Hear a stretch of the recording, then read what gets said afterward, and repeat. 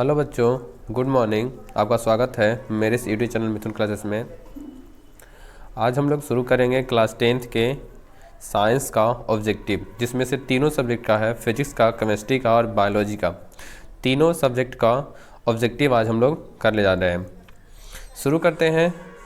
पहला ऑब्जेक्टिव आपके सामने है। पहला ऑब्जेक्टिव में क्या कहा गया, ध्यान दीजिएगा। पहला ऑब्जेक्टिव में कहा गया है कि 1 मिली एम्पियर बराबर होता है किसके। पहला ऑब्जेक्टिव जो आपके सामने है, इस ऑब्जेक्टिव में कहा गया है कि 1 मिली एम्पियर किसके बराबर होता है। 1 मिली एम्पियर किसके बराबर होता है।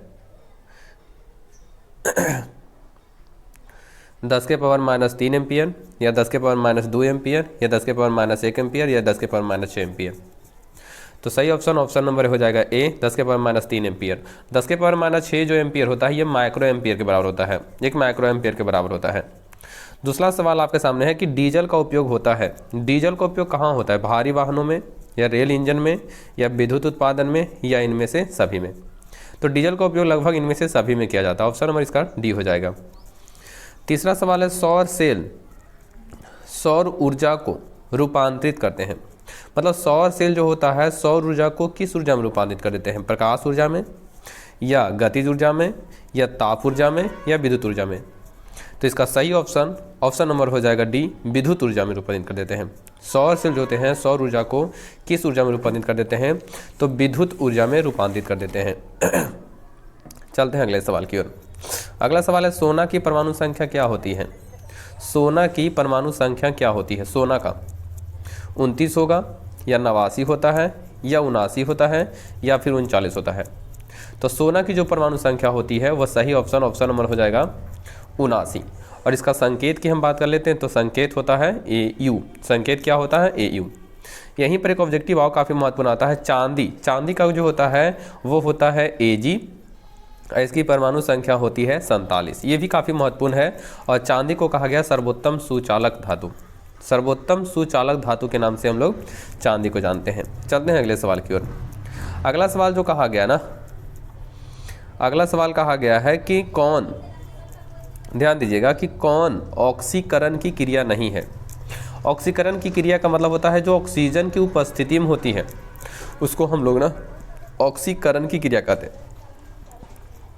कौन क्रिया ऑक्सीजन की उपस्थिति में नहीं होती है, दहन, या श्वसन, या भोजन का पचना, या अवक्षेपण। तो सही ऑप्शन नंबर डी हो जाएगा। अवक्षेपण में किसी प्रकार के कोई ऑक्सीकरण की आवश्यकता, ऑक्सीजन की आवश्यकता नहीं होती है, जबकि जलने के लिए ऑक्सीजन चाहिए, सांस लेने के लिए ऑक्सीजन चाहिए, हमारा जो भोजन है भोजन को पचने के लिए भी ऑक्सीजन चाहिए। तो इसका सही ऑप्शन नंबर डी, जो अवक्षेपण में ऑक्सीकरण की क्रिया नहीं होती है। ऑक्सीजन की संयोजकता क्या होता है, 1 होगा, या 0 होता है, या 2 होता है, या 3 होता है। तो ऑक्सीजन की जो संयोजकता होता है ऑक्सीजन का, वो होता है 2। ऑप्शन नंबर हो जाएगा सी हो जाएगा। अगला सवाल 7 में कहा गया है। 7 नंबर जो सवाल कहा गया है, 7 नंबर सवाल में क्या कहा गया है, कहा गया है कि अम्लीय वर्षा का जल का पीएच मान क्या होना चाहिए। अम्लीय वर्षा का जल के पीएच मान होता है 5.6 से कम। 5.6 से कम होता है अम्लीय वर्षा का पीएच मान। अम्लीय वर्षा का पीएच मान जो होता है 5.6 से कम होता है। तो सही ऑप्शन नंबर हो जाएगा बी, 5.6 से कम होता है। ऑप्शन नंबर क्या हो जाएगा, बी हो जाएगा। चलते हैं अगले सवाल की ओर। चींटी के डंक में कौन सा अम्ल पाया जाता है। चींटी के डंक हो, या फिर मधुमक्खी के डंक हो, या फिर बिच्छू के डंक हो, नेटल पौधा का हो, तो इन सभी में अगर आपको मिला जाए तो क्या मारिएगा, मेथेनोइक अम्ल। कौन अम्ल, मेथेनोइक अम्ल। और मेथेनोइक अम्ल को हम लोग कहते हैं फॉर्मिक अम्ल भी कहते हैं। काफ़ी महत्वपूर्ण ऑब्जेक्टिव है, काफ़ी ये VVI मान लो बाबू, काफ़ी महत्वपूर्ण है। और ऐसे भी जितने हमने सवाल करवा रहा है ना, वह सभी के सभी सवाल पूछा ही गया है, चाहे कोई भी साल पूछा जाए, ये सभी के सभी क्वेश्चन पूछा ही गया है। इसलिए काफ़ी महत्वपूर्ण सवाल, सभी के सभी सवाल पूछा गया। काफ़ी महत्वपूर्ण क्या, सभी के सभी पूछा ही गया है, चाहे कोई भी सवाल कोई साल पूछा जाए। तो मेथेनोइक अम्ल का दूसरा नाम होता है फॉर्मिक अम्ल, और इसका फॉर्मूला होता है HCOOH। HCOOH याद रखिएगा। चलते हैं अगले सवाल की ओर। कहा गया कौन, निम्न में कौन संवहन उत्तक है। संवहन उत्तक याद करना, वो बायोलॉजी का second chapter, sorry third chapter परिवहन पढ़ रहे होंगे। परिवहन में ये वर्णन कहा गया है किसका, जाइलम और फ्लोएम का। तो जाइलम और फ्लोएम दोनों को क्या कहा गया, संवहन ऊतक। तो ऑप्शन नंबर हो जाएगा डी, बी एवं सी दोनों। जाइलम जो होता है वो जल का परिवहन करता है और फ्लोएम जो होता है वो खाद्य पदार्थ का परिवहन करता है, खाद्य पदार्थ अर्थात भोजन कह सकते हैं। तो ये ऑब्जेक्टिव बात रखना, दोनों के दोनों संवहन ऊतक है। खाद्य पदार्थ का परिवहन कौन करता है, फ्लोएम। जाइलम किसका परिवहन करता है, जल का परिवहन करता है। तो ये हमारा बाबू बी और सी दोनों हो जाएगा। चलते हैं अगले सवाल की ओर। प्रोटोजोआ, प्रोटोजोआ उत्सर्जित पदार्थों का निष्कासन किसके द्वारा कैसे कैसे करता है। प्रोटोजोआ एक प्रकार का एक कोशिकीय जीव है, एक कोशिकीय जीव है और एक कोशिकीय जीवों में उत्सर्जन या पोषण जो भी हो वह एक विधि याद रखेगा, विसरण। कौन विधि बाबू, विसरण विधि। ऑप्शन नंबर हो जाएगा बी, विसरण विधि के द्वारा किया जाता है। चलते हैं अगला सवाल। मनुष्य के शरीर की सबसे बड़ी ग्रंथि, मनुष्य के शरीर की सबसे बड़ी ग्रंथि क्या है। मनुष्य के शरीर की सबसे बड़ी ग्रंथि क्या है। बहुत महत्वपूर्ण सवाल, काफ़ी महत्वपूर्ण वीवीआई सवाल, बहुत ईजी, एकदम बउआ झुनझुना वाला सवाल कि मानव शरीर की सबसे बड़ी ग्रंथि क्या होते हैं। तो मानव शरीर की जो सबसे बड़ी ग्रंथि होती है वो होती है यकृत। ऑप्शन नंबर हो जाएगा डी। यकृत को ना लीवर भी कहते हैं, यकृत को लीवर कहा जाता है, ऑब्जेक्टिव मतलब हुआ। इसी यकृत से एक रस निकलता है, पीत रस। कौन रस निकलता है, पीत रस निकलता है। कौन रस निकलता है, पीत रस। और पीत रस की जो प्रकृति होती है वो कैसी होती है, तो क्षारीय होती है। पीत रस की प्रकृति कैसी होती है, क्षारीय होती है। और दूसरी बड़ी ग्रंथि अगर पूछा जाए तो अग्नाशय होता है। पहली बड़ी ग्रंथि तो यकृत, सही बात है, और दूसरी बड़ी ग्रंथि अग्नाशय होता है। अग्नाशय, दूसरी बड़ी ग्रंथि अग्नाशय होता है। अग्नाशय का सवाल और याद कर लेते हैं। अग्नाशय जो होता है ना, अग्नाशय मानव शरीर की दूसरी बड़ी ग्रंथि तो होती है। अग्नाशय में एक लैंगरहैंस की दीपिकाएं पाई जाती है। क्या पाई जाती है, लैंगरहैंस की दीपिकाएं पाई जाती है। काफी महत्वपूर्ण हुआ, लैंगरहैंस की दीपिकाएं पाई जाती है। इसी लैंगरहैंस की दीपिकाएं से एक हार्मोन निकलता है, इंसुलिन हार्मोन निकलता है। क्या निकलता है, इंसुलिन हार्मोन। और इसी इंसुलिन हार्मोन से कमी से, इंसुलिन हार्मोन की कमी से एक बीमारी होता है जिसको मधुमेह कहते हैं। क्या कहते हैं, मधुमेह कहते हैं, या शुगर या चीनिया कहा जाता है। ये काफ़ी महत्वपूर्ण ऑब्जेक्टिव है बाबू। चलते हैं आगे सवाल की ओर। अगला सवाल आपके सामने कहा गया क्या चीज़, शरीर का संतुलन बनाए रखता है कौन। तो जो शरीर का संतुलन बनाए रखता है अर्थात दुख दर्द प्यार सभी चीज का अनुभव कराता है वो कराता है सेरिब्रम। ऑप्शन नंबर क्या हो जाएगा, डी। ऑप्शन नंबर डी हो जाएगा। अगले चलते हैं। अगला सवाल में कहा गया कि किशोरावस्था में होने वाले शारीरिक परिवर्तन का क्या कारण है। अर्थात 11 से लेकर 19 जो साल होता है ना, 11 से या 12 से जो भी शुरुआत हो जाए, तो 12 या 19 साल, 12 से 19 साल के अंतर्गत में जो भी परिवर्तन हम लोग देखते हैं ना वह किसके कारण होता है। टेस्टोस्टेरोन के कारण, या एस्ट्रोजन के कारण, या थायरॉक्सिन के कारण, या डी में कहा ए और बी। तो सही बात है हुआ, ऑप्शन नंबर ए भी सही होगा, ऑप्शन नंबर बी भी सही होगा। क्यों, क्योंकि टेस्टोस्टेरोन निकलता है नर में और एस्ट्रोजन निकलता है मादा में। तो ये नर और मादा में दोनों में परिवर्तन लाने का जो काम करता है वो करता है टेस्टोस्टेरोन भी और एस्ट्रोजन भी। अर्थात ऑप्शन नंबर हो जाएगा डी। इनमें से सही ऑप्शन क्या हो जाएगा, डी हो जाएगा। अगला सवाल आगे समय कहा गया हुआ। अगला सवाल में क्या कहा गया है कि मानव हृदय में कितने कोष्ठ होते हैं। 3 होता है या 4 होता है या 8 होता है। यहाँ पे 2 लिखा हुआ था, 2। तो बताइए कि मानव जो हृदय होते हैं वो कितने कमरे, कितने चेंबर, कितने कोष्ठक में आते ना। चेंबर पूछता है, कितने चेंबर में बटे होते हैं, कितने कोष्ठक में बटे होते हैं, कितने भाग में बटे होते हैं। तो सही ऑप्शन नंबर हो जाएगा बी, 4 चेंबर में। कितने चेंबर में, 4 चेंबर में। मछली का अगर पूछ दिया जाए कि मछली का कितने चेंबर में बटे होते हैं, तो मछली का 2 चेंबर में बटा होता है। सांप का पूछ दिया जाए तो सांप बाबू 3 चेंबर में बटे होते हैं। चलते हैं अगले सवाल की ओर। अगला सवाल 15 में पूछा गया है, ध्यान दीजिएगा। 15 का जो सवाल है, इस सवाल में क्या कहा गया है कि रक्त क्या है। क्या पूछा गया बाबू, रक्त क्या है। तो रक्त जो है ना एक प्रकार का तरल संयोजी उत्तक है। कैसा है, रक्त ना एक प्रकार का कैसा है, तरल संयोजी उत्तक है। रक्त एक प्रकार का क्या है, तरल संयोजी उत्तक। तो क्या होगा, ए होगा या बी होगा या सी होगा या डी होगा। तो सही ऑप्शन नंबर हो जाएगा ए। रक्त जो है एक प्रकार का तरल संयोजी उत्तक है। अगला सवाल में कहा गया जीन शब्द सबसे पहले किसने प्रस्तुत किया था। जीन शब्द किसने प्रस्तुत किया था, मेंडल ने या डार्विन ने या जोहानसन ने या लैमार्क ने। तो जो जीन शब्द प्रयोग किया था वह सबसे पहले जोहानसन ने किया था। जोहानसन, ऑब्जेक्टिव ऑप्शन नंबर हो जाएगा सी। मेंडल को कहा गया ग्रेगर जॉन मेंडल, पूरा नाम। ये अनुवांशिकी के पिता कहा जाते हैं, ग्रेगर जॉन मेंडल को कहा जाता है। चलते हैं अगले सवाल की ओर। विद्युत चुंबक बनाने के लिए किस पदार्थ के छड़ का उपयोग किया जाता है? काफ़ी महत्वपूर्ण हुआ, बहुत ही महत्वपूर्ण। विद्युत चुंबक बनाने के लिए हम लोग किस प्रकार के छड़ का उपयोग किया जाता है? तो अगर विद्युत चुंबक आ गया, अगर आ जाए कौन चुंबक? विद्युत चुंबक, जैसे सवाल है तो विद्युत चुंबक में बात किया जाए तो याद रखिएगा नर्म लोहा। कौन लोहा? विद्युत चुंबक में नर्म लोहा की बात किया जाता है।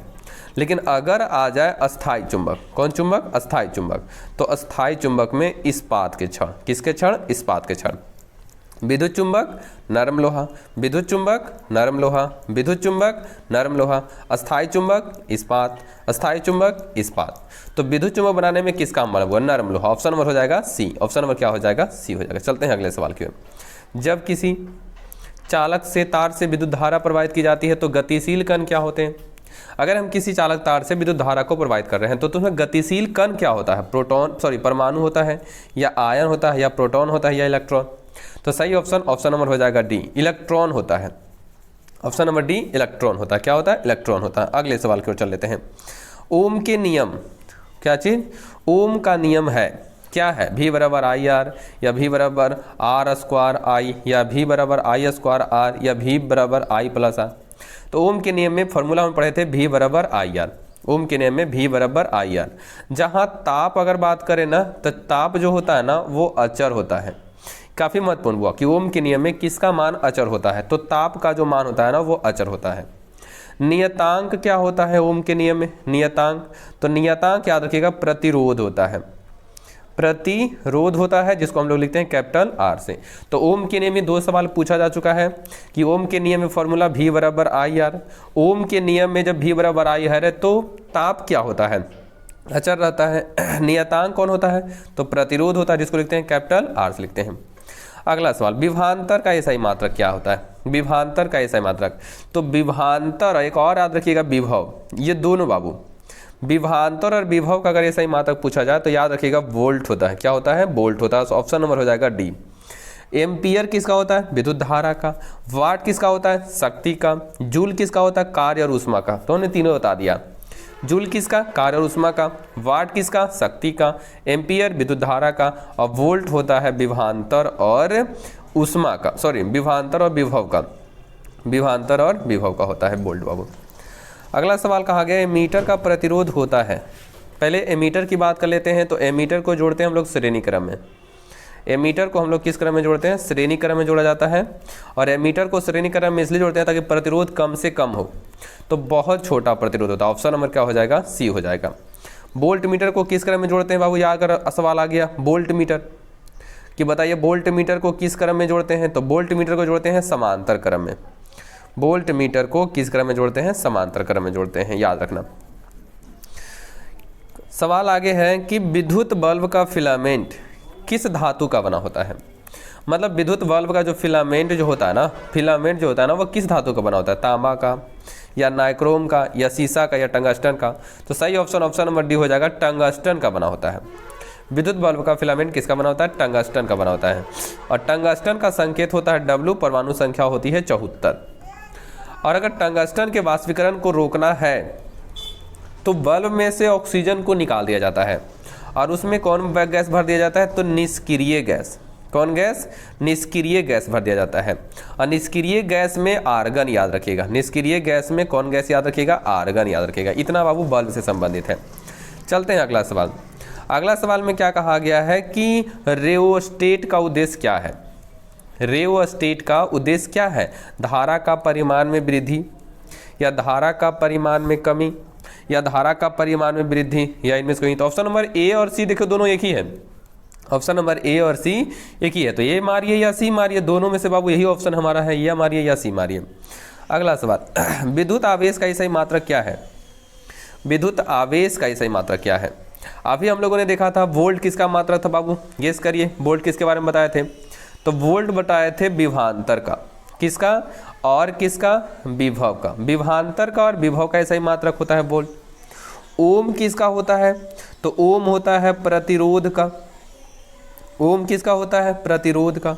अभी जूल बात किए थे, जूल किसका होता है? तो जूल होता है ऊष्मा का और कार्य का। तो आवेश का सही मात्रक कूलम होता है। ऑप्शन नंबर हो जाएगा डी, आवेश का सही मात्रक कूलम होता है। बहुत ही सब महत्वपूर्ण बाबू, और हर वही सवाल को हम करवा रहे हैं जो सवाल आपके बोर्ड में पूछा जा चुका है, ताकि आप लोग इससे ये पता चले कि आप कितना बेहतर जा रहे हैं। और अगर ऑब्जेक्टिव अगर क्लियर नहीं हो रहा होगा तो आप उसको फिर से देख लिए, जरूरी है बुआ। अगला सवाल कहा गया है श्वसन। श्वसन का अंतिम उत्पाद क्या है? श्वसन का अंतिम उत्पाद क्या है? कार्बन डाइऑक्साइड या जल, या कार्बन डाइऑक्साइड और ऊर्जा, या जल और ऊर्जा, या कार्बन डाइऑक्साइड जल ऊर्जा तीनों। तो इसका सही ऑप्शन नंबर हो जाएगा डी, कार्बन डाइऑक्साइड जल और ऊर्जा तीनों। ऑप्शन नंबर हो जाएगा डी। अगला सवाल 26, दांत की सबसे ऊपरी परत क्या होती है? डेंटाइन होगा, या इनामेल होता है, या अस्थि होता है, या क्राउन होता है। तो दांत की जो सबसे ऊपरी परत होती है वह इनामेल होता है। इनामेल ये बाबू काफ़ी कठोर होता है, जो दांतों को सुरक्षा भी प्रदान करता है। इनामेल बना होता है कैल्शियम फॉस्फेट। कैल्शियम फॉस्फेट याद रखना, फॉर्मूला CA3PO4 का होल ट्वाइस, CA3PO4 का होल ट्वाइस, CA3PO4 का होल ट्वाइस। अगला सवाल, मानव का आहारनाल का सबसे लंबा भाग क्या होता है? मानव आहारनाल का सबसे लंबा भाग होता है। आहारनाल की हम बात करें तो मानव आहारनाल में मुख्य रूप से 5 भाग होते हैं, जिनमें से पहला जो होता है वह मुंह होता है। दूसरा हम बात कर लेते हैं ग्रास नली होता है। दूसरा हमने क्या बात किया बाबू? ग्रास नली। तीसरा हम बात कर लेते हैं तो तीसरा अमाशय होता है। तीसरा हमने क्या बाबू? अमाशय। चौथा की हम बात कर लेते हैं तो चौथा होता है छोटी आंत। कौन आंत? छोटी आंत। और पांचवा जो होता है वो होता है बड़ी आंत। तो आहार नाल के मुख्य रूप से 5 भाग होते हैं। इन पांचों में अगर आपसे ये पूछ दिया जाए कि इनमें सबसे लंबा भाग कौन होता है, तो सबसे लंबा भाग होता है छोटी आंत, जिसकी लंबाई लगभग 6 मीटर की होती है। लंबाई लगभग कितना मीटर की होती है? 6 मीटर की होती है। आहार नाल की लंबाई 8 से 10 मीटर होता है। आहार नाल की लंबाई कितनी होती है? 8 से 10 मीटर। टोटल आहार नाल के बारे में वर्णन कर दिए। चलते हैं वो क्वेश्चन जो था हमारा कि मानव आहार नाल का सबसे लंबा भाग देखो आ ही गया।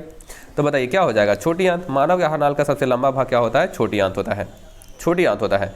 और पाचन की क्रिया किस में समाप्त हो जाती है? तो यही याद रखिएगा, छोटी आंत बाबू। छोटी आंत में ही पाचन की क्रिया समाप्त हो जाती है। अमाशय से एक ऑब्जेक्टिव याद रखिएगा कि अमाशय में HCl नामक एक हाइड्रोक्लोरिक अम्ल का निर्माण होता है, जो भोजन को अम्लीय बना देता है और आने वाले हानिकारक जीवाणुओं को मार देता है। अगला सवाल कहा गया, परागकण निम्न में से किसके अंदर बनते हैं? परागकण जो नर युग्मक जो परागकण होता है ना, वह निम्न में से किसके अंदर बनता है? परागकोश में, या अंडाशय में, या वर्तिका में, या पतिया में। तो परागकण जो बनता है ऑप्शन नंबर ए परागकोश में। किसमें बनता है बाबू? ऑप्शन नंबर ए परागकोश में। देखिए ऑप्शन नंबर ए किसमें बनता है? परागकोश में बनता है। अगले सवाल को चलते हैं। चालनी नलिकाएं किसमें पाई जाती हैं? चालनी नलिकाएं पाई जाती है किसमें? जंतुओं में, या जाइलम में, या फ्लोएम में, या एक कोशिकीय पौधा में। तो चालनी नलिकाएं जो पाई जाती है वो पाई जाती है बाबू फ्लोएम। ऑप्शन सी फ्लोएम में चालनी नलिकाएं पाई जाती हैं। जाइलम का काम क्या होता है? जाइलम का काम होता है जल का परिवहन करना। फ्लोएम का काम क्या होता है? खाद्य पदार्थ का परिवहन करना। किसका बाबू? खाद्य पदार्थ का परिवहन करना। अगला सवाल क्यों चलें। आरबीसी की जीवन अवधि। आरबीसी का पूरा नाम होता है रेड ब्लड सेल, या रेड ब्लड कॉर्पस्कल्स, या लाल रक्त कणिकाएं। तो आरबीसी का जीवन काल कितना बोला गया? 120 दिन, या 180, या 80, या 220 दिन। बताइए सही ऑप्शन। तो सही ऑप्शन नंबर हो जाएगा ए 120 दिन होता है। अगला सवाल, मानव शरीर की सबसे लंबी कोशिका। मानव शरीर की सबसे लंबी कोशिका क्या होती है? अस्थि कोशिका, या पेशी कोशिका, या न्यूरॉन, या मास्टर सेल। तो मानव शरीर की जो सबसे लंबी कोशिका होती है वो होती है न्यूरॉन, और न्यूरॉन को हम लोग कहते हैं तंत्रिका कोशिका। तो सभी कोई ने तंत्रिका कोशिका के बारे में रटा होगा कि तंत्रिका कोशिका होता है, तंत्रिका कोशिका होता है। तंत्रिका कोशिका का ही दूसरा नाम हम लोग रटे होंगे न्यूरॉन। तो मानव शरीर की सबसे लंबी कोशिका क्या होती है? न्यूरॉन होती है। ऑप्शन नंबर सी हो जाएगा। चलते हैं बाबू आगे क्यों। अंडाणु निषेचित होता है कहाँ? ये भी काफ़ी महत्वपूर्ण, ऐसे महत्वपूर्ण हर सवाल है, क्योंकि हर वो क्वेश्चन बोर्ड में पूछा है जो हम करवा रहे हैं। हर वो सवाल जो बोर्ड में पूछा है हम उसी को करवा रहे हैं बुआ, ताकि आप लोग देखिए और उसे ये अंदाज लगे कि हमने कितना सही लिया और कितना हम लोग गलत पर चल रहे हैं। तो अंडाणु निषेचित कहाँ होता है? योनि में, गर्भाशय में, अंडाशय में, या फैलोपियन नलिका में। सही ऑप्शन नंबर डी हो जाएगा, फैलोपियन नलिका। ऑप्शन नंबर डी फैलोपियन नलिका। अगला सवाल कहा गया, निम्नांकित में कौन पादप हार्मोन नहीं है?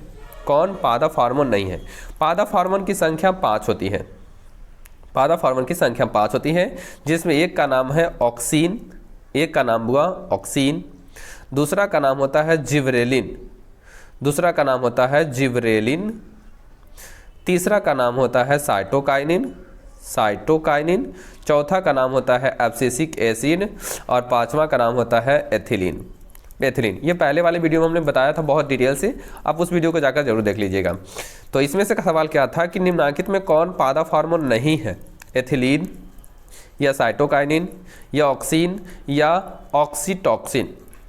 तो पादप हार्मोन नहीं है कौन, ऑक्सीटॉक्सिन, ये हमारा जो है पादप हार्मोन नहीं है, जबकि एथिलीन, साइटोकाइनिन, ऑक्सीन ये सभी के सभी क्या है, पादप हार्मोन है। अगले सवाल की ओर, अगला सवाल में कहता है फूल में नर प्रजनन अंग कौन होता है। फूल में बाबू, फूल में नर प्रजनन अंग कौन होता है, पुंकेसर होगा, अंडाशय होगा, वर्तिका होगा। तो सही ऑप्शन नंबर हो जाएगा ए, ये जो है ना वह नर प्रजनन अंग है, पुंकेसर। और पुंकेसरों के मिलने से निर्माण होता है किसका, पुमंग का, पुमंग का निर्माण होता है, याद रखिएगा। चलते हैं आगे की ओर। 34 के बाद आते हैं 35 नंबर सवाल। तो 35 नंबर जो सवाल है वो क्या कहता है कि निम्नलिखित में किसमें द्विखंडन नहीं होता है। द्विविखंडन का मतलब होता है जिसमें जीव अपने शरीर को दो भागों में बांटकर अपनी संख्या में क्या करते हैं, वृद्धि करते हैं, उसको द्विविखंडन कहते हैं।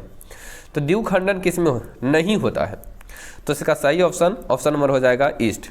ईस्ट में जो होता है ना वह मुकुलन होता है, ईस्ट में मुकुलन होता है, काफ़ी महत्वपूर्ण बाबू ईस्ट में। और हाइड्रा जो होता है ना, हाइड्रा और ईस्ट जो होता है ना मुकुलन होता है। तो इसका तो उसमें हमारा विखंडन नहीं होगा ना द्विविखंडन होगा, उसमें मुकुलन के द्वारा जन्म देखा जाता है, अलैंगिक जन्म देखा जाता है। पारिस्थितिक तंत्र में ऊर्जा का स्रोत किसे कहा गया है, वायु को, सूर्य प्रकाश को, वर्षा जल या मिट्टी को। तो पारिस्थितिक तंत्र में ऊर्जा का स्रोत कहा गया किसे, सूर्य ऊर्जा को कहा गया, ऑप्शन नंबर हो जाएगा बी। अगला, निम्नलिखित में किसे अनुवांशिकी का पिता कहा जाता है। ये पिछले वाले ऑब्जेक्टिव में हम लोग बात किए थे बाबू, 10-15 ऑब्जेक्टिव पहले, कि बताइए निम्नलिखित में किसे अनुवांशिकी का पिता कहा जाता है। चार्ल्स डार्विन को, ग्रेगर जॉन मेंडल को या लैमार्क या वाइसमैन।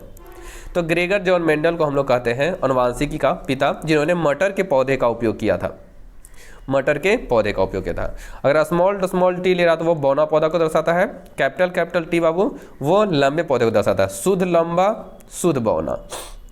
तो मटर के पौधे का उपयोग किया था किसने, ग्रेगर जॉन मेंडल ने। ग्रेगर मेंडल को अनुवांशिकी का पिता कहा जाता है। अगले सवाल, हरे पौधे क्या कहलाते हैं। हरे पौधे क्या कहलाते हैं, उत्पादक, उपभोक्ता, अपघटक, इनमें से कोई नहीं। तो सही बात बाबू, हरे पौधे जो होते हैं ना वो उत्पादक कहलाते हैं। हरे पौधे को स्वपोषी भी कहा गया है, हरे पौधे को स्वपोषी भी कहा गया है। चलते हैं नर युग्मक। नर युग्मक में गुणसूत्र की संख्या क्या होती है। नर युग्मक में गुणसूत्र की संख्या क्या होती है। अगर नर युग्मक में पूछा जाए कि नर युग्मक में या मादा युग्मक में, तो युग्मक अगर कहा जाए कि युग्मक में तो 23 मारिएगा। युग्मक में चाहे वह नर हो या चाहे मादा हो, अगर युग्मक बात करता है तो 23 मारेंगे। लेकिन अगर यहीं पर युग्मनज कह दे या जाइगोट कह दे, युग्मनज कह दे या जाइगोट, तो इसमें मारना है 46 गुणसूत्र। ऑब्जेक्टिव में काफ़ी महत्वपूर्ण है। तो नर युग्मक में बताइए कितना हो जाएगा। तो नर युग्मक में गुणसूत्र की संख्या 23 हो जाएगी। ओजोन परत, ओजोन परत पाई जाती है। ओजोन परत कहाँ पाई जाती है, तो पाई जाती है स्ट्रेटोस्फीयर, ऑप्शन नंबर ए, ऑप्शन नंबर ए। वैसे तत्व जो इलेक्ट्रॉन को त्याग कर धनात्मक आयन बनाते हैं उसे क्या कहते हैं। तो इलेक्ट्रॉन को त्यागने की क्षमता केवल किसके पास होती है, तो उपधातु या धातु या अधातु। तो इलेक्ट्रॉन को त्यागने की क्षमता केवल धातु के पास होती है। सही ऑप्शन नंबर हो जाएगा बी। और ग्रहण करने की जो क्षमता होती है वो केवल अधातु के पास होती है। अगला सवाल, लोहा पर जिंक लेपित करने की क्रिया को क्या कहते हैं। लोहा के ऊपर जिंक लेपित करने की क्रिया को क्या कहते हैं। तो लोहा के ऊपर जिंक लेपित करने की क्रिया को गैल्वनीकरण कहते हैं। गैल्वनीकरण या इसी को कहते हैं जस्तीकरण, जस्तीकरण या इसका एक और नाम होता है गैल्वनीकरण हो गया, जस्तीकरण हो गया, एक और नाम होता है यसद लेपन, इसका नाम एक और होता है यसद लेपन। तो इसका 3 नाम होता हुआ कि लोहा के ऊपर जिंक की परत चढ़ाने की क्रिया को हम लोग क्या कहते हैं। लोहा के ऊपर जिंक की परत चढ़ाने की क्रिया को हम लोग क्या कहते हैं, तो यसद लेपन, जस्तीकरण या गैल्वनीकरण, ऑप्शन नंबर सी हो जाएगा। लेकिन अगर रहता है एल्युमिनियम के ऊपर, तो एल्युमिनियम के अगर ऊपर रहता ना, तो एल्युमिनियम के ऊपर रहता तो हम लोग मारते क्या हुआ, हम लोग मारते एनोडीकरण।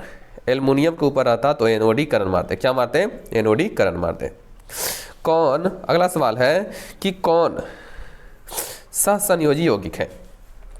सहसंयोजी यौगिक कौन है? NaCl या CaCl2 या CH4 या Na2।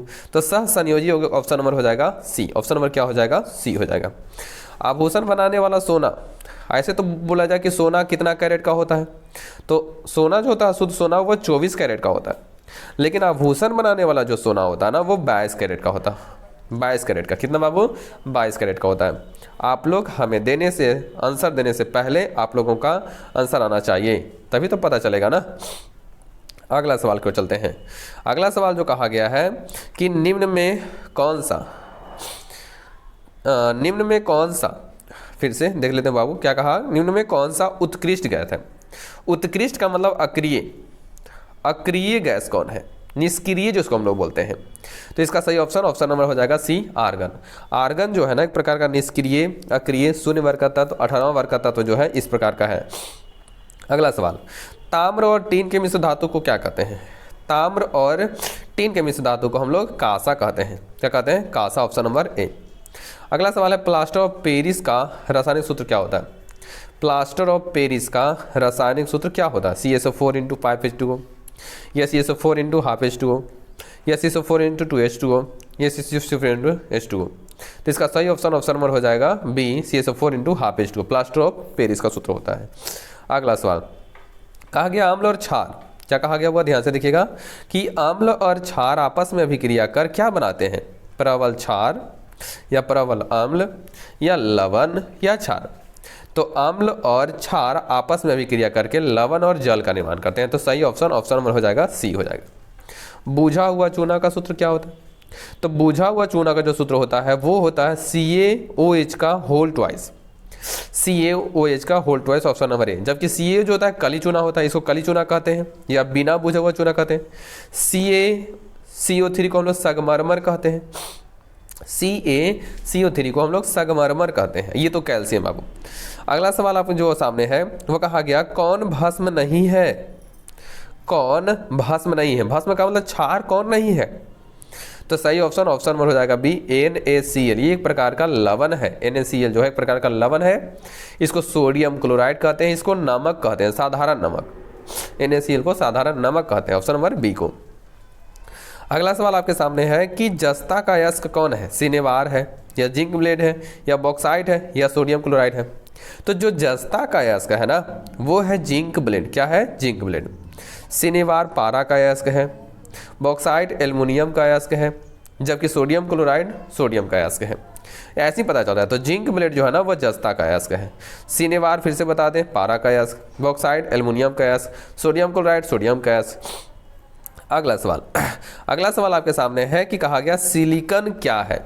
सिलिकॉन एक क्या है? सिलिकॉन एक धातु है या सिलिकॉन एक अधातु है या सिलिकॉन एक उपधातु है या सिलिकॉन एक मिश्र धातु है?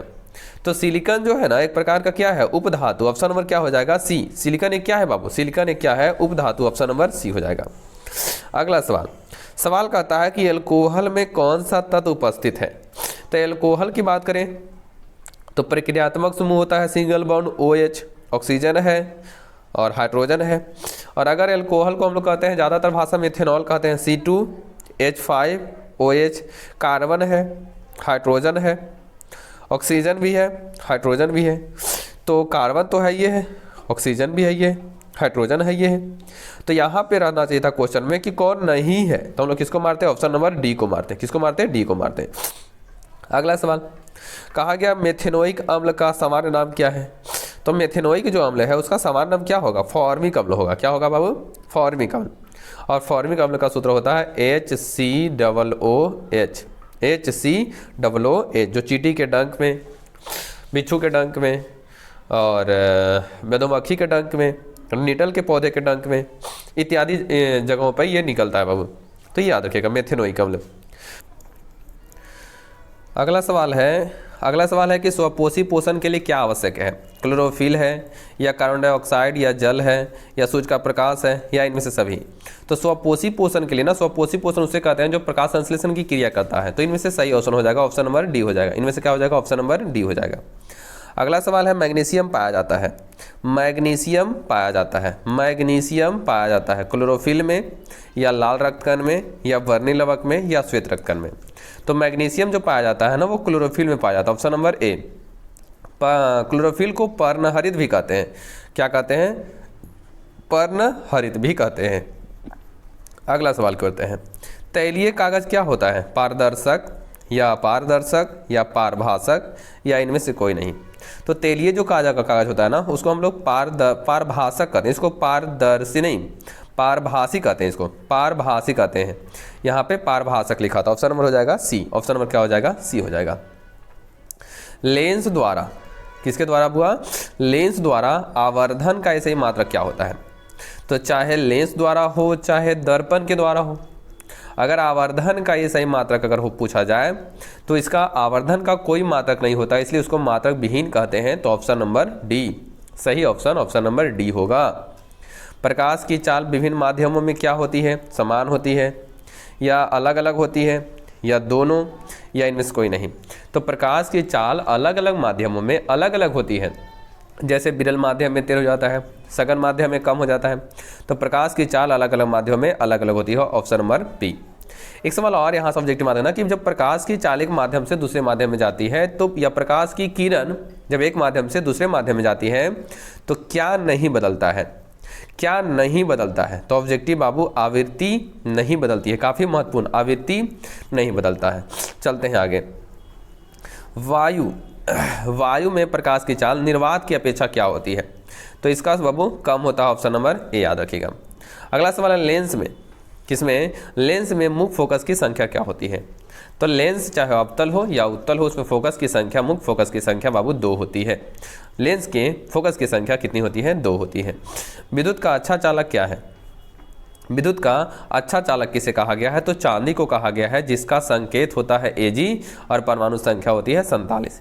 काफ़ी महत्वपूर्ण है कि विद्युत का अच्छा चालक किसे कहते हैं? तो चांदी को कहते हैं, जिसका संकेत होता है Ag और परमाणु संख्या होती है 47 होती है। शुष्क सेल में, अगला सवाल है, शुष्क सेल में ऋण इलेक्ट्रोड बना होता है।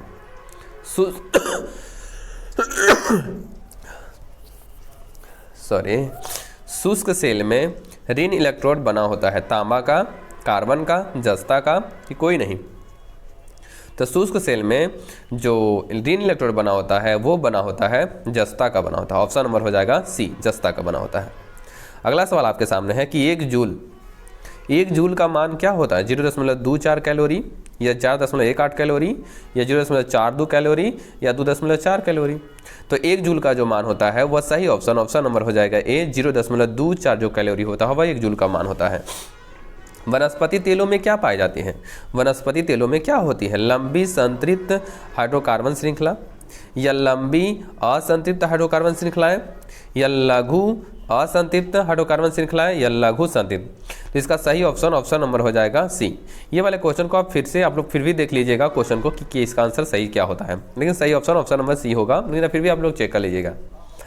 अगला सवाल, ब्यूटेन कितने समावयवी होते हैं? ब्यूटेन के कितने समावयवी संभव हैं? तो ब्यूटेन की अगर हम बात करें तो ब्यूटेन का जो सूत्र होता है वो होता है C4 और H10। ब्यूटेन का क्या होता है? C4H10। तो यह एल्केन श्रेणी का है, किसका है? एल्केन का है। इसमें कितने सभी तो बाबू इसका सही ऑप्शन नंबर हो जाएगा सी, 3 होते हैं बाबू, 3 होते हैं। ब्यूटेन नहीं, ब्यूटेन में 3 नहीं बाबू, ब्यूटेन में नहीं, ब्यूटेन में 2 होता है, पेंटेन में 3 होता है, पेंटेन में 3 होता है, पेंटेन में 3 होता है, ब्यूटेन में 2। सही ऑप्शन नंबर हो जाएगा बी, ब्यूटेन में 2 होता है। चलते हैं आगे। मेंडलीव के आवर्त नियम में तत्व वर्गीकरण का आधार क्या माना गया है? तो मेंडलीव आधुनिक आवर्त सारणी में केवल परमाणु संख्या माना जाता है, इसके अलावा जितने होते हैं सभी परमाणु द्रव्यमान। तो सही ऑप्शन नंबर हो जाएगा डी, ऑप्शन नंबर क्या हो जाएगा डी। लेकिन अगर आधुनिक कह दे, क्या कह दे? आधुनिक अगर कह दे तो आधुनिक में मारिएगा परमाणु संख्या, क्या मारिएगा? परमाणु संख्या। और आधुनिक आवर्त सारणी दिया था किसने? हेनरी मोसले ने दिया था। किसने? हेनरी मोसले ने दिया था। अगला सवाल है कि अमोनिया के अणु में, अमोनिया बाबू, अमोनिया NH3, अमोनिया के अणु में नाइट्रोजन एवं हाइड्रोजन, तो नाइट्रोजन है 1, हाइड्रोजन है 3 के परमाणुओं की संख्या का अनुपात तो हो जाएगा 1:3। ऑप्शन नंबर हो जाएगा डी। ऑप्शन नंबर क्या हो जाएगा? डी हो जाएगा। अगला सवाल, कौन कमरे के तापक्रम पर द्रव अवस्था में है? तो द्रव अवस्था में इथेनॉल पाया जाता है, जिसका फॉर्मूला होता है C2H5OH। और अगर कमरे के तापक्रम पर धातु पूछता ना बुआ, धातु, तो हम लोग धातु मारते पारा। अधातु अगर पूछ देता ना अधातु, तो हम लोग मारते ब्रोमीन। क्या मारते? ब्रोमीन। हर ऑब्जेक्टिव को आपको तोड़ तोड़ के बता दिया जाता है, इसलिए ज़रूर वीडियो को लाइक करें, शेयर करें, बहुत मेहनत लगता है। चलते हैं अगला सवाल। अगला सवाल आपके सामने कहा गया है, ध्यान दीजिएगा कि सवाल नंबर आगे क्या कहता है कि सिरका में कौन सा अम्ल पाया जाता है? गंधक अम्ल या हाइड्रोक्लोरिक अम्ल या फॉर्मिक अम्ल या एसिटिक अम्ल? तो सिरका में एसिटिक अम्ल पाया जाता है। सिरका में कौन अम्ल? एसिटिक अम्ल। Option number D. फॉर्मिक अम्ल जो पाया जाता है, ये पाया जाता है चींटी के डंक में। किसके डंक में? चींटी के डंक, बिच्छू के डंक, इस सभी में फॉर्मिक अम्ल पाया जाता है। कार्बन के अप्रूव कौन है? निम्न में कौन कार्बन के अप्रूव है? ग्रेफाइट, हीरा, फुलेरिन, इनमें से सभी। तो कार्बन के जो अप्रूफ है बाबू, इनमें से सभी। ऑप्शन नंबर डी हो जाएगा, इनमें से सभी। फुलेरिन भी है, हीरा भी है और ग्रेफाइट है। हीरा जो होता है प्रकृति में सबसे कठोर पदार्थ माना जाता है। हीरा को प्रकृति में सबसे कठोर पदार्थ, और इसका अपवर्तनांक होता है 2.42। हीरा प्रकृति में सबसे कठोर माना गया है। सवाल आगे है कि एक अनुसूत्र परंतु विभिन्न सूत्र वाले यौगिक क्या कहलाते हैं? मतलब अणुसूत्र तो समान है, लेकिन संरचना सूत्र क्या हो जा रहा है? अलग अलग हो जा रहा है। तो उसको हम लोग क्या कहते हैं? उसको हम लोग कहते हैं समावयवी। ऑप्शन नंबर ए, समावयवी कहते हैं। ऑप्शन नंबर ए हो जाएगा। अगला सवाल, दाढ़ी बनाने के लिए किस दर्पण का दाढ़ी बनाने के लिए कौन से दर्पण का प्रयोग किया जाता है? अवतल, समतल, अवतल, इनमें से कोई नहीं। उत्तल, समतल, अवतल, इनमें से कोई नहीं। तो दाढ़ी बनाने के लिए अवतल दर्पण का उपयोग करते हैं। Option number C. Option number C, अवतल दर्पण का। अगर सर्च लाइट में आ जाए तो अवतल दर्पण, सर्च लाइट में अवतल दर्पण, हेड लाइट में अवतल दर्पण, सोलर कुकर अवतल दर्पण। और अगर बात कर लेते हैं सौर भट्ठी, कौन भट्ठी? सौर भट्ठी। तो सौर भट्ठी में भी कौन दर्पण? अवतल दर्पण। हेडलाइट को अग्रदीप कहते हैं, अग्रदीप में कौन दर्पण? अवतल दर्पण। रोगियों के कान नाक चेक करने में अवतल दर्पण। तो इतना अवतल दर्पण का उपयोग किया जाता है। यही बात कर लेते हैं उत्तल दर्पण। तो उत्तल दर्पण का उपयोग करते हैं साइड मिरर। साइड मिरर में कौन दर्पण? उत्तल दर्पण। इसको हिंदी में कहते हैं पृष्ठदर्शी में कौन दर्पण? उत्तल दर्पण। और गली के स्ट्रीट लाइट, गली के स्ट्रीट लाइट में कौन दर्पण? उत्तल दर्पण का उपयोग किया जाता है। चलते हैं अगले सवाल की ओर। 73 के बाद हम 74 की ओर देख लेते हैं। 74 में कहा गया है कि, ध्यान देना बुआ, 74 में क्या कहा गया है? 74 में कहा गया है कि श्वेत प्रकाश वर्ण क्रम में किस रंग की किरण का विचलन सबसे अधिक होता है? श्वेत प्रकाश जो वर्णपट होता है ना, वर्णपट में जो हम लोग रंग प्राप्त करते हैं ना 7 रंग में, उसमें विचलन सबसे ज़्यादा किसका होता है? लाल, हरा, पीला या फिर बैगनी। तो सबसे ज़्यादा विचलन होता है बैगनी का। झुकाव भी कहेगा तो बैगनी मारेंगे। लेकिन अगर तरंग दैर्घ्य की बात किया जाए तो तरंग दैर्घ्य सबसे ज़्यादा होता है किसका? लाल का। सबसे ज़्यादा तरंग दैर्घ्य होता है लाल का, सबसे ज़्यादा। रेलवे सिग्नल में किसका उपयोग? लाल का उपयोग करते हैं। समतल दर्पण की फोकस दूरी क्या मानी जाती है? तो समतल दर्पण का फोकस दूरी अनंत होता है। ऑप्शन नंबर ए, समतल दर्पण की फोकस दूरी अनंत होती है। अगला है कि अवतल दर्पण के सामने वस्तु को कहाँ रखा जाए ताकि उल्टा बने, वास्तविक बने और समान आकार के बने? ये जो बता दिया ना, ये हम लोग रट जा चुके हैं। समान आकार का अवतल दर्पण के कहाँ बनता है? वक्रता केंद्र पर। ऑप्शन नंबर सी, वक्रता केंद्र पर। कि अवतल दर्पण के सामने वस्तु को कहाँ रखेंगे ताकि उल्टा तो बनेगा, वास्तविक बनेगा और समान जैसी कहेगा तो हम लोग मारेंगे कहाँ? वक्रता केंद्र पर। चलते हैं अगला सवाल। तारे टिमटिमाने का क्या कारण है? तारे के टिमटिमाने का क्या कारण है? वायुमंडलीय अपवर्तन, वायुमंडलीय परावर्तन लिखा हुआ पहला ऑप्शन में, कुल परावर्तन कि वायुमंडलीय अपवर्तन कि कुल अपवर्तन। तो सही ऑप्शन नंबर सी हो जाएगा। वायुमंडलीय अपवर्तन के कारण तारे जो होते हैं ना, वो टिमटिमाते नजर आते हैं। अगला सवाल क्या कहता है कि मानव नेत्र के लिए दृष्टि का स्थायित्व क्या होता है? मानव नेत्र के लिए दृष्टि का जो अस्थायित्व होता है ना वो होता है 1/16 second. Option number C 1/16 second, बाबू रट जाइएगा, ऑप्शन नंबर सी 1/16 सेकेंड।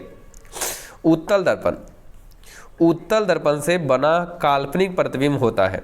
तो उत्तल दर्पण से तो काल्पनिक बनवे करता है, और काल्पनिक बना तो सीधा, और उत्तल दर्पण में बना प्रतिबिंब हमेशा छोटा होता है, हमेशा छोटा। सीधा, काल्पनिक और छोटा, उत्तल दर्पण से बनने वाला प्रतिबिंब काल्पनिक, सीधा और हमेशा छोटा।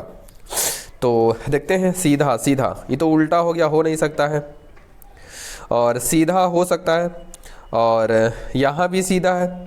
तो ये ऑप्शन नंबर सी को ध्यान दीजिए। परावर्तित का मतलब होता है बड़ा, तो बड़ा तो बनाएगा नहीं, तो ऑप्शन नंबर हो जाएगा सी। सीधा और हाश्रित, हाश्रित का मतलब छोटा होता है, हाश्रित का मतलब छोटा होता है, आवर्धित का मतलब बड़ा होता है। फिर से देख लेते हैं बुआ, आवर्धित का मतलब बड़ा और हाश्रित का मतलब छोटा, तो ऑप्शन नंबर सी सही होगा।